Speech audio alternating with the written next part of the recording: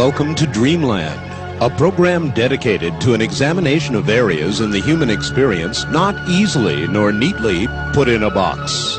Things seen at the edge of vision, awakening a part of the mind as yet not mapped, and yet things every bit as real as the air we breathe but don't see. This is Dreamland.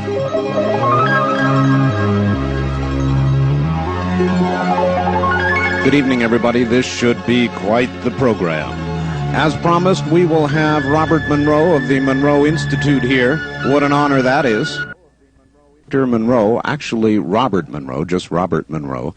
Coming up next, he'll tell us about the Monroe Institute. Have you ever wondered about travel? Not the type you take on a domestic airline, but the type you might take from your own body. Robert Monroe did. He'll tell you about it coming up. You're listening to Dreamland on the CBC Radio Network. I'm Art Bell.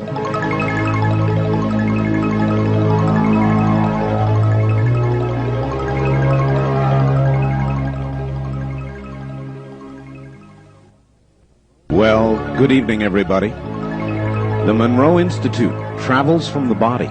The Monroe Institute was founded by Robert Monroe, a former broadcasting executive who began to undergo spontaneous experiences in 1958 that drastically altered his life.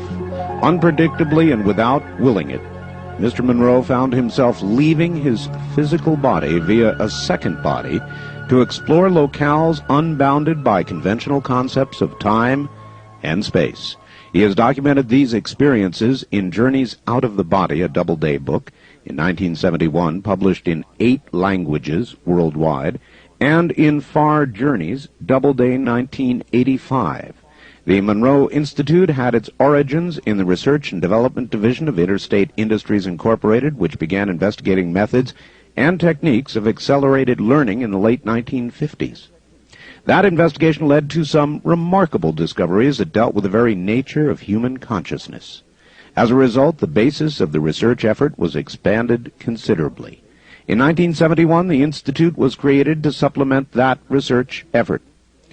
As a school, the Monroe Institute is composed of 2 divisions, and we will hear from spokesmen of both.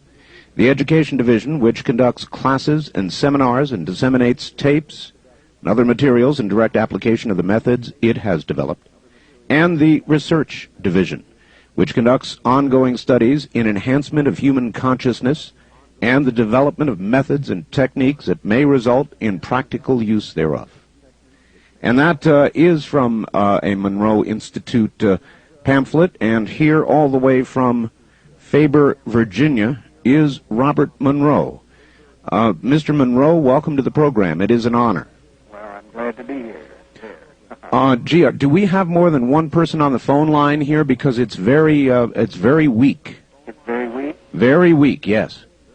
Well, we can take one out and see what happens. Okay, we're going to have to do that because I can't hear you. Better now? That's a little bit better. Are you now the only phone line on? Now I'm the only phone line on. Oh, that is much, much better. All right. Much better. Anyway, welcome. It sure is an honor to have you here, Mr. Monroe. Well, I don't know what's going to happen after all that meteor stuff. Yes, isn't that quite the occurrence? That was very, very interesting. Mr. Monroe, if you would please take us all back and tell us how this began for you. Well, it's an odd thing because it was unexpected. Is the better way to put it. Back in 1956, my company was looking for some diversive type of things to do, so we got the idea that perhaps we could in turn help people learn during sleep. So being a specialist in sound, because of all of our company history, we in turn obviously began to use sound. First thing we found out, in order to help people to get to sleep, we got to get them to sleep. So what we did was develop some particular sound waveforms that help people go easily into sleep. And then we were beginning to test that after that. I, being one of the chief subjects, that we started in '56, and then 1958, I began to notice some odd effects of it. Oh. And it was a funny kind of vibration, and that's what it felt like, except it wasn't a physical vibration. And I went to my favorite doctors and so on, and they said, "Oh, no, you're fine, don't worry." And so I finally had the courage to wait to see what this, instead of forcing myself out of this vibration, I finally said, well, if it's going to kill me, I'll let it kill me, and I'll have to try it. So I stayed with it, and after about 5 minutes, it faded out. And so, therefore, I tolerated it when it went from, and it didn't happen every night, maybe, once or twice a week or something like that. So I would wait till it completed, and then after it was through or faded out, well, then I'd go to sleep. And on one fateful night in September of '58, I was on a Friday night waiting for this to fade away so that I could go to sleep calmly. And in the midst of that, I began to think, well, tomorrow is Saturday, and being a sailplane pilot and member up in the New York area, I was thinking that a cold front had come through, and there'd be a nice, beautiful ridge lift and thermals the next day and on Saturday, and I'd be flying around in gliders and sailplanes. And as I was thinking how nice that would be in the sense of soaring power that there is in a thermal in a glider, all of a sudden I felt myself bumping against something, and I looked around, and to my surprise, I was on some type of flat surface, and I said, I wonder what this is. This is a strange kind of dream. I'm fully conscious. And then I looked around, and I thought, well, this is a strange thing to dream. Here's the thing that looks like a fountain coming out of the floor, as it were. And then I suddenly, with a shock, realized that what I thought was the fountain was the chandelier in the bedroom. Oh, my. And so I turned with utter astonishment and rolled over, and in that bumping against the ceiling, I looked down, and there in the bed below, there I was in the bed below, and there was my wife lying in bed beside me.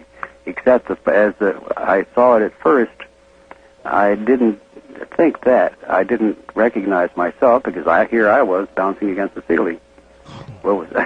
So my first thought was, what a dream. I wonder who I'm dreaming is in my bed with my wife. And yes. After a sudden little closer look, and I'm still against the ceiling, I realized the man in bed with my wife was I. So I frightened. I said, I'm dying. This is a dying process, and I'm not ready to die yet. So I fought my way vigorously, swimming down through the air, as it were, and somehow popped back in my body. And I sat up and looked around, and there's my wife soundly asleep, and I looked up, and there's the ceiling with a chandelier. And I obviously didn't get to sleep that night. What an incredible experience. Now, you said that you were experimenting with some sounds or some audio in order to assist you with sleep. Can you amplify on that? What were you doing? And this was a pattern that we had developed, but I hadn't done anything with it for over a year, and nobody else had had anything remotely like this particular effect. Okay, so it was not due to that, and whatever was occurring to you was utterly spontaneous? It seems that way. In other words, we were looking for any types of possible answers, and that was when we thought, well, that would affect other people, because we had about 100 subjects that we had used in it, but it didn't affect anybody else anywhere, not even the semblance of it. So anyway, excuse